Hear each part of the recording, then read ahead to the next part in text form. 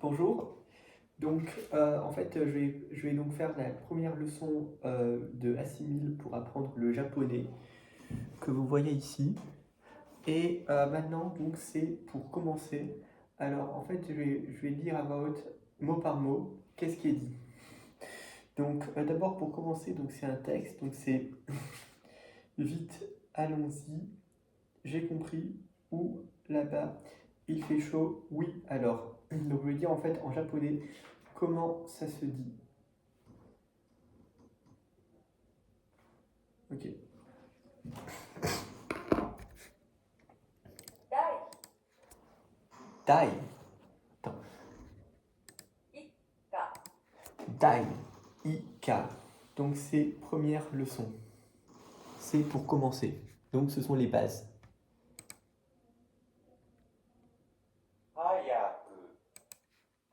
く Hayaku. Vite. 行きましょ Ikimashio. Allons-y. う。わかりました。 Wakalimashita. J'ai compris. どこへ Dokoe. Où. C'est-à-dire où ça. Quel endroit. C'est où. あそこへ Asokoe. Là-bas. 暑いですね。 Atsui desune. Il fait chaud. そうですね。 So desune. Oui, alors. Donc ça c'était le plus important. Alors juste maintenant quelques remarques. Donc ça c'était le texte aussi que je viens de le lire. Donc attends, juste trouver le bon truc. D'accord. Et ça c'était à côté. Alors je vais lire le paragraphe qui est ici parce qu'il a l'air assez important. Donc c'est n'oubliez pas, donc le H est aspiré. De regarder bien le caractère chinois employé dans cette phrase. Au-dessus se trouvent des petits hiragana. C'est l'habitude japonaise que d'indiquer ainsi la prononciation d'un caractère. La prononciation de chaque caractère chinois vous est donc donnée 3 fois. Une fois en petit hiragana placé au-dessus de ce caractère. Une fois en transcription officielle, haya. Une fois en prononciation figurée, haya. Ici, la transcription officielle et la transcription figurée sont identiques, mais ce n'est pas toujours le cas. 3. Les caractères chinois utilisés en Chine correspondaient tous à des mots invariables. Les verbes japonais, eux, varient. Ikimashio est une forme verbale d'un verbe qui en compte d'autres. Iku, ikanai, etc. Si bien que pour les verbes, on garde le caractère chinois pour la partie invariable, ici le i, ten. Et on écrit le reste avec des hiragana, ikimashio, ce qui donne ikimashio, allons. Ensuite, il y avait 4, il y avait un autre truc, c'était les Japonais affectionnent particulièrement ces mots courts en fin de phrase, dit particules finales. Leur rôle est d'apporter une certaine nuance à la phrase. Ici, ce n'est montre à l'interlocuteur qu'on comprend bien sa situation et qu'on éprouve le même sentiment que lui. Atsui desune, il fait chaud, je crois que c'est ce que vous pensez et moi aussi je le pense. So desune, oui, nous lui donnerons comme équivalent accord dans la traduction littérale.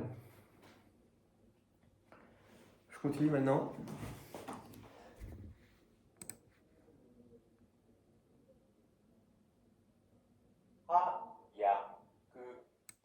Donc maintenant c'est exercice 1, traduisez. Donc l'énoncé de l'exercice se traduit littéralement par traduction faite. Alors, juste répéter.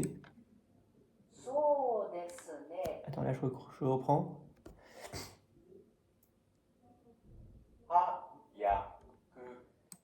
早く Hayaku. C'est-à-dire vite. Vite, ouais.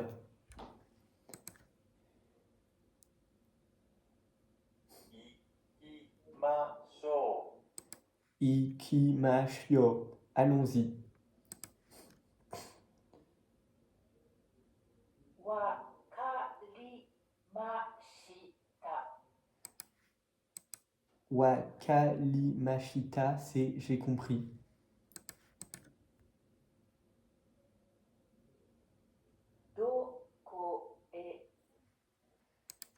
Do, ko, e. Attends. あそこへ Do, ko, e. Aso, ko, e. C'est où là-bas. 暑いですね Atsui desune. Qu'il fait chaud.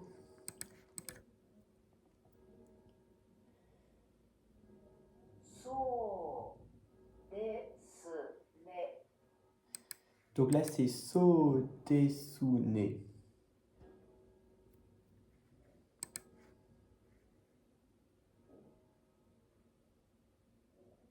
練習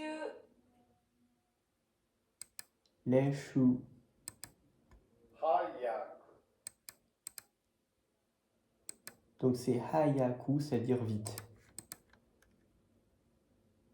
行きましょ Hayaku ikimashio. Allons vite, dépêchons-nous. う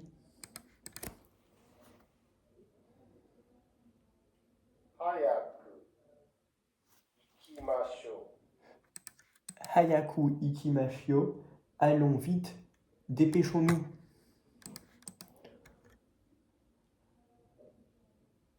わかりました Wakali mashita, ça veut dire j'ai compris.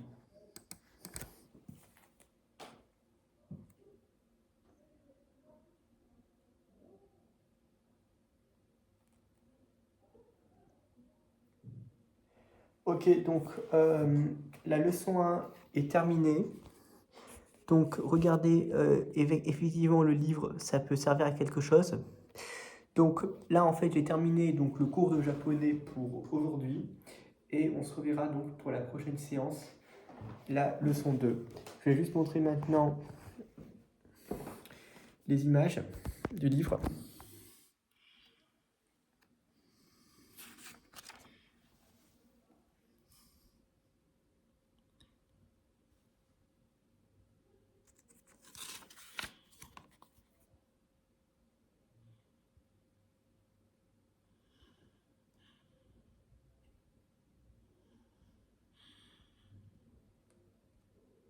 Voilà, c'est bon.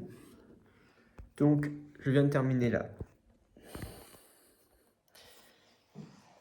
Ok, donc...